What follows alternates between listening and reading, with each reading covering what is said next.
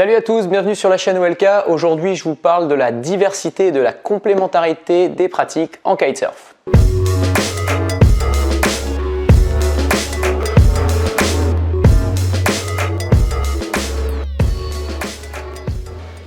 Alors si vous faites du kite, il y a de grandes chances pour que vous soyez un pratiquant twin tip. C'est la pratique la plus répandue, c'est aussi la pratique la plus utilisée par les écoles, car c'est la planche la plus facile à utiliser.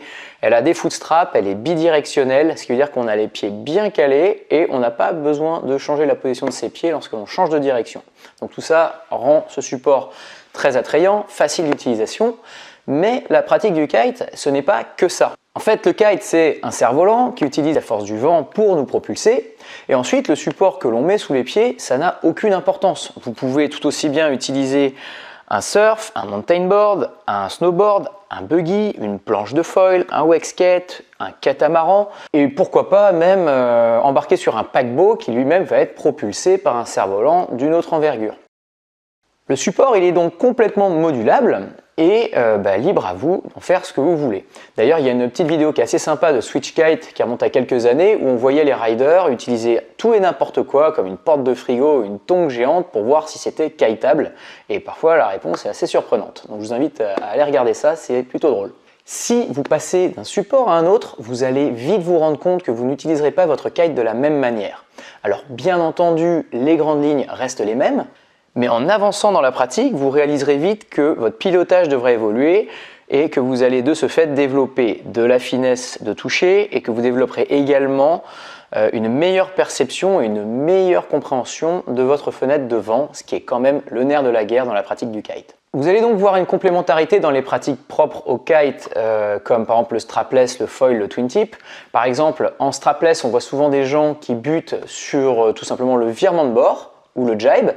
Et on va se rendre compte que souvent les problèmes rencontrés, par exemple sur le virement de bord, on va les retrouver sur la pratique twin tip pour la transition ou les appels de saut. Donc en allant chercher des solutions pour ces exercices, eh bien, on va régler des problèmes sur la qualité des appels de saut en twin tip, la qualité des transitions en twin tip, mais également le virement de bord en strapless. Si vous montez sur un foil, vous vous rendrez vite compte que la façon de se déplacer et notamment la vitesse et les angles par rapport au vent ne sont pas du tout les mêmes. Du coup, on va devoir avoir une perception de la vitesse de déplacement et de l'utilisation de la fenêtre de vent qui sont différentes avec un twin tip.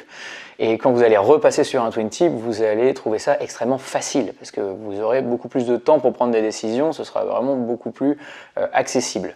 Donc là encore une fois, un intérêt à aller se confronter à quelque chose de différent. Donc comme je le disais, c'est intéressant de varier les supports, mais si vous n'en avez qu'un seul, comme par exemple un twin tip, rien ne vous empêche d'utiliser ce même support différemment.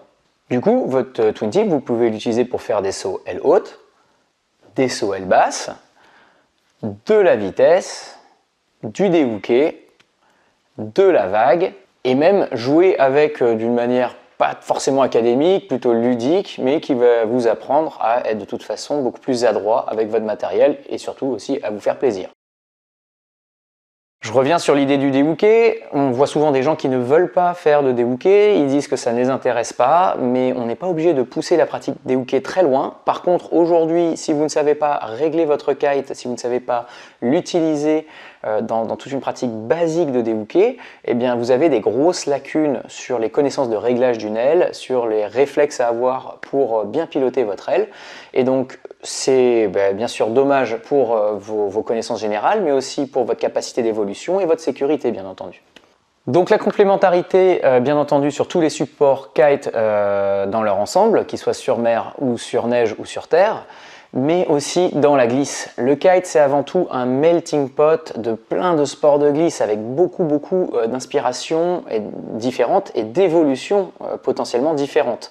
Donc par exemple, si vous pratiquez les jours de pétole du wakeboard sur un câble, vous allez mettre en place plein de connaissances, notamment pour le déhooké, mais pas que. Si le strapless vous intéresse et rider des vagues vous intéresse, eh bien il n'y aura rien de mieux que de faire du surf à la rame pour apprendre à lire un plan d'eau, apprendre à vous positionner, mieux anticiper les mouvements des vagues et justement savoir comment les exploiter. Donc là, ça va être vraiment très complémentaire.